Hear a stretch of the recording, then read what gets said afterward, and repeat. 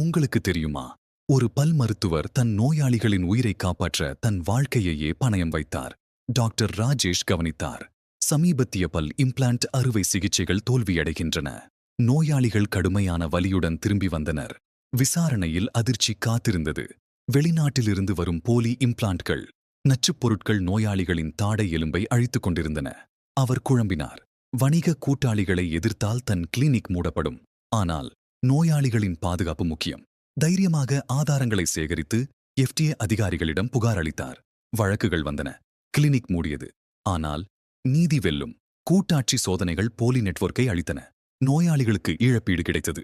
இன்று அவர் பாதிக்கப்பட்டவர்களுக்கு சிகிச்சை அளிக்கும் நெறிமுறை மையம் நடத்துகிறார். நேர்மை வெல்லும். எப்போதும்